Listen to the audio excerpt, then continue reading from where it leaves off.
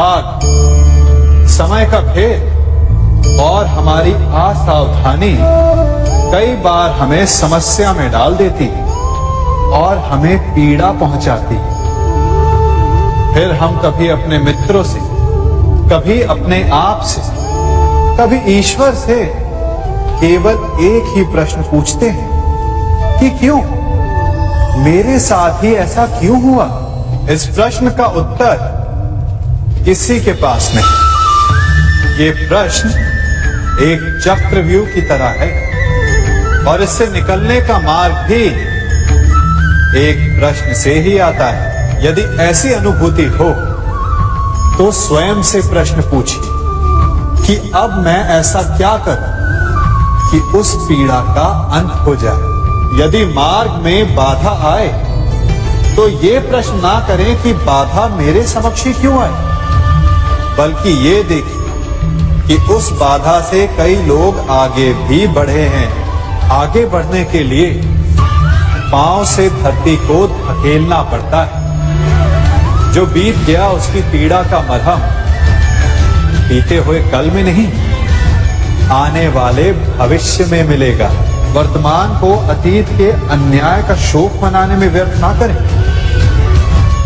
वर्तमान का उपयोग ये सोचने में करें कि ऐसा क्या किया जाए कि भविष्य में किसी दूसरे को वो पीड़ा ना सहनी पड़े। कभी किसी पक्षी को घोंसले की नींव बनाते देखा है? अथक परिश्रम करके तिनका तिनका बिटोर कर वो पक्षी अपना घोंसला बनाता है, अपनी संतान के लिए एक सुरक्षित घर बनाता है। और फिर कहीं से तीव्र आंधी आती, भारी वर्षा होती और उसका घोंसला तिनका तिनका करके बिखर जाता है। फिर वो पक्षी क्या करता है? वो रोता नहीं, ना ही विलाप करता है। वो बिना विलंब करे फिर से अपना घोंसला बनाना प्रारंभ कर देता है और सफलता पाता है। फिर हम क्यों छोटी छोटी असफलता से भयभीत होकर परिश्रम करना छोड़ देते? एक बात सदा स्मरण रखिएगा, हर वृक्ष कुल्हाड़ी की एक मार से नीचे नहीं गिरता, हर चट्टान घन के एक प्रहार से नहीं टूटती। सफलता पाने के लिए अनावरत परिश्रम करना ही मात्र एक मार्ग है। स्वीकारण, सत्य का स्वीकारण मनुष्य के लिए बहुत ही महत्वपूर्ण है। जब तक मनुष्य सत्य को स्वीकार नहीं करता, उसे असत्य से लड़ने की शक्ति प्राप्त नहीं होती। जब आप भोजन करते हैं तो क्या होता है? आपका पेट स्वीकारता है कि वो भर चुका है और आप भोजन करना बंद कर देते हैं। जब आपको निद्रा आती है तो क्या होता है? आपका मन स्वीकारता है कि आपका शरीर थक चुका है और उसे विश्राम की आवश्यकता है। उसी प्रकार जब आपको किसी व्यसन को रोकना हो तो आपको स्वीकारना पड़ता है कि बहुत हो चुका, चाहे वो लालच हो या मदिरा पान। उस व्यसन का त्यागना तभी प्रारंभ होता है जब आप ये स्वीकार कर लेते हैं कि आप उस व्यसन के बंधक हैं। हम में से ऐसा कोई नहीं जिनकी परछाई उनसे दूर रहती। हमारी परछाई सदैव हमारे साथ रहती है। कदाचित हमारी परछाई हमारे कर्मों के फलों का संकेत है। कदाचित इसी कारण कई बार हमें अपनी परछाई से भय भी लगता है, परंतु इस भय से निवारण पाने का एक साधन अवश्य है। वो है सूर्य की ओर मुख करना या किसी प्रकाश के स्रोत की ओर मुख करना, क्योंकि तब हमें हमारी परछाई दिखाई नहीं देती। यदि इसे जीवन के संदर्भ में देखें तो ये प्रकाश का स्रोत शुभ कर्मों की चेतना है। यदि आपके मन में शुभ कर्म करने की इच्छा है तो आपको कभी भी अपने कर्मों के फल का भय नहीं होगा, क्योंकि यदि आपका मन शुद्ध होगा तो आपके कर्म शुद्ध होंगे और शुद्ध कर्मों का फल कभी अशुद्ध नहीं हो सकता।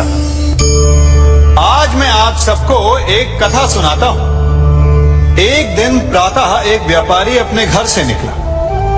घर से निकलते ही एक बिल्ली ने उस व्यापारी का मार्ग काट दिया। व्यापारी घबरा गया। वो फिर से घर लौट गया और शुभ घड़ी की प्रतीक्षा करने लगा।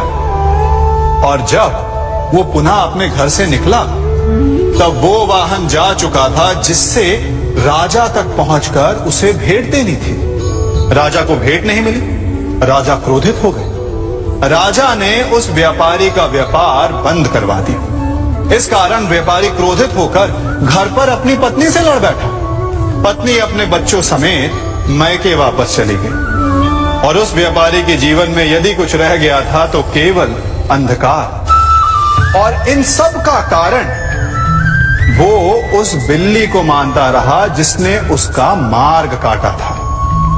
ऐसा ही एक दूसरा व्यापारी राजा को भेंट देने निकला और उस व्यापारी का मार्ग भी एक बिल्ली ने काट दिया। वो व्यापारी तनिक घबराया, परंतु उसने आगे बढ़ना अधिक उचित समझा। राजा तक वो समय पर पहुंचा।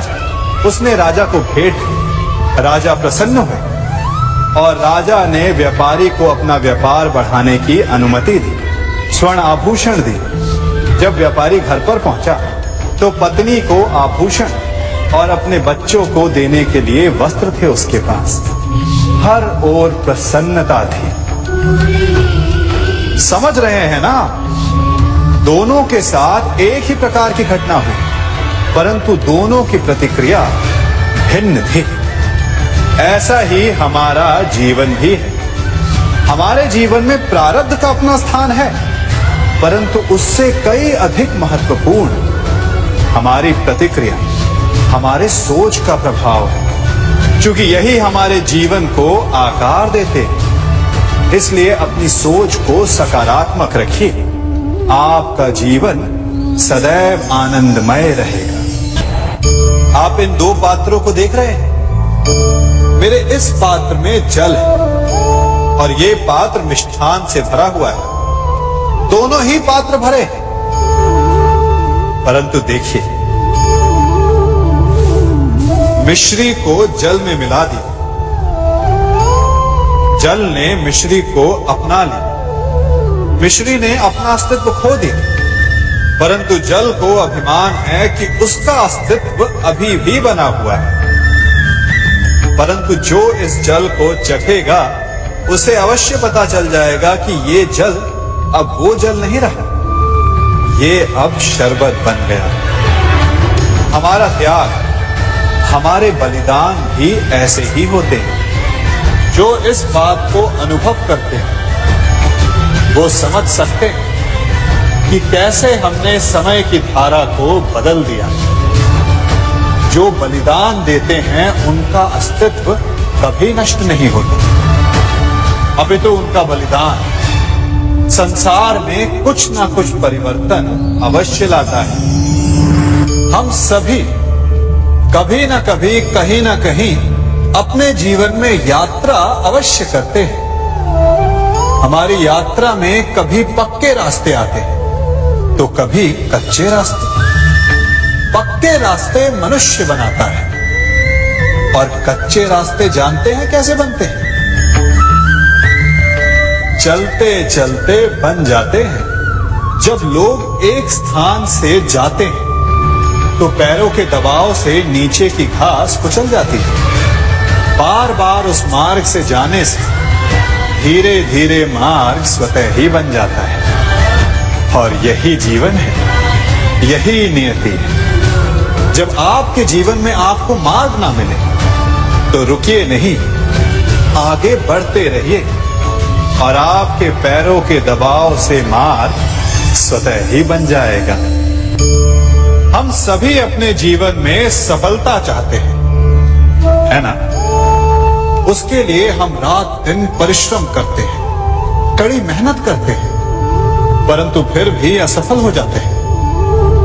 परंतु ऐसा क्यों होता है? कभी सोचा आप सबने?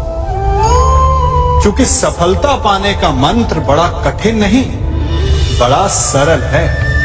उचित विचार, उचित समय, उचित स्थान पर उचित प्रहार। जब आपके विचार, समय, स्थान और प्रहार यानी परिश्रम उचित है तो सफलता आप ही को मिलेगी। जिस प्रकार एक लोहार लोहे से कुछ बनाते समय उस लोहे के सही ताप तक के आने की प्रतीक्षा करता है और समय आने पर उचित स्थान पर पर्याप्त बल से प्रहार करता है और लोहा आकार ले लेता है, ठीक उसी प्रकार आपकी सफलता भी आकार लेती है।